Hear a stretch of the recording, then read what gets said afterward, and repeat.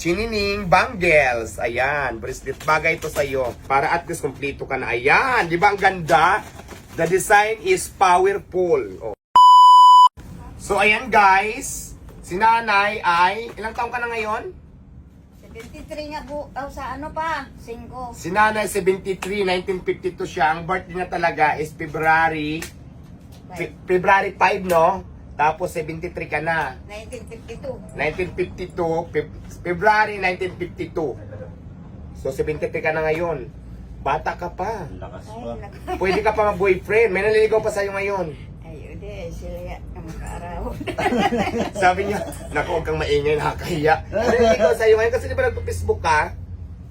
Dak nagad-siton man daw ginawa. Pero alam mo ba si nanay, ang birthday niya talaga sa February 5 pa. Pero dahil birthday niya, at ang haba-haba ng panahon na hindi kami nagsiselebrate ng birthday talaga ni Mother, lalong-lalo na nung magkahiwalay kami, nasa Manila, ako nasa probinsya sa Samar, hindi kami talaga nakakapag-celebrate ng birthday dahil sobrang kahirapan ng buhay.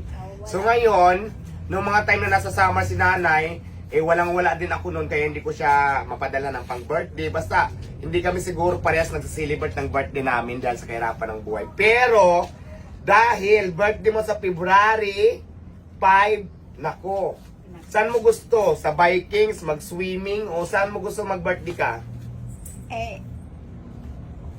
Malay ko noon, hindi ko alam kung saan. Punta na lang ako sa Sama. O, hindi mo alam kung saan kasi wala ka naman, hindi ka naman pamilyar dito sa mga ginagawa ng birthday. Pero plano ko, sa birthday, pupunta tayo ng Batangas sa February 5 para i-celebrate yung birthday mo. Mag-swimming tayo. Magdala ka ng swimsuit, mag-swimsuit ka. Kasi maraming apam doon. Ganito, oh. Swimsuit, bilang kita ng swimsuit. Marami kasing foreigner doon. Dami. Tapos ito, dahil birthday mo sa February 5, binilang kita kasi lagi mong hinihingi yung alahas ko. Binilang kita ng surprise. Ano? Binilang kita ng wait lang. Ito. Kung kadami.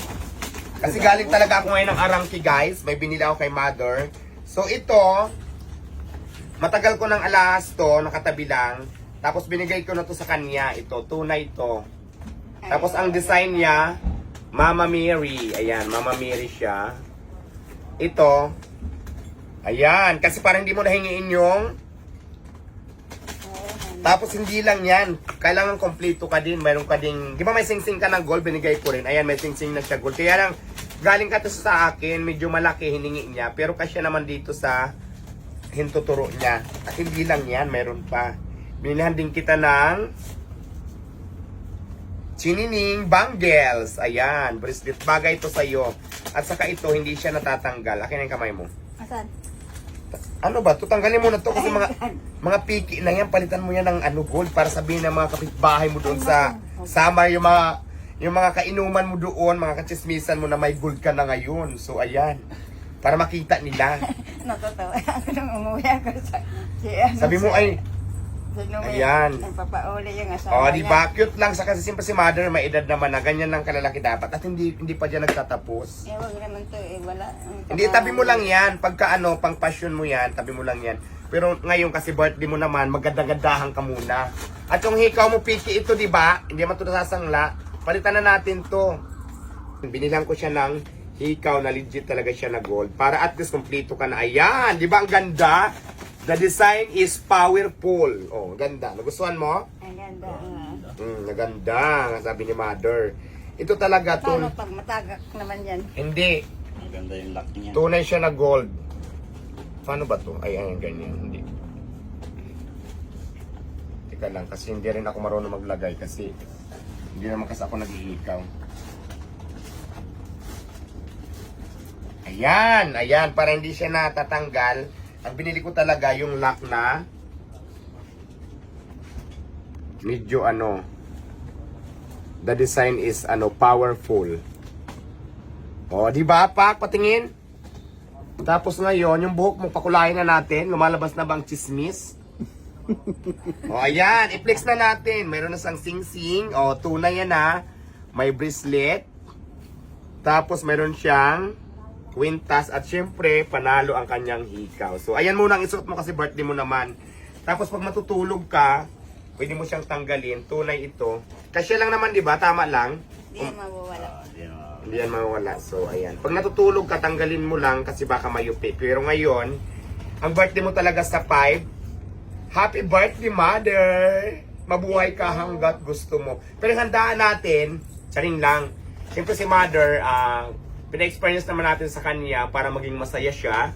Yung ngayon na medyo nakaluwag-luwag naman tayo sa buhay. So, ibigay din natin kay Mother yung ikakatuwa niya. At bukod dito, syempre, hindi naman si Mother nawalan din niya ng budget para sa akin. Kaya lang, yung binibigay ko sa kanya, sabi ko, ibili mo na mga gusto mo.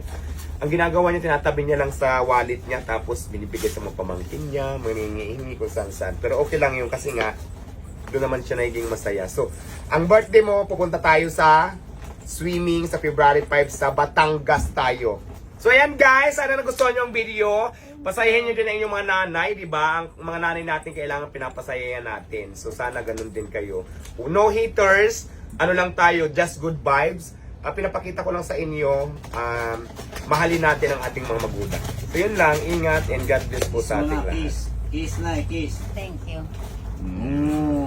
May nag-request kasi na, sige nga, i-kiss mo nga yung mother mo. Kasi sa totoo lang talaga, ang haba ng panahon na hindi ko man lang si nanay na-hug, hindi ko man lang nahalikan. Pero this time, may hug natin si Mother.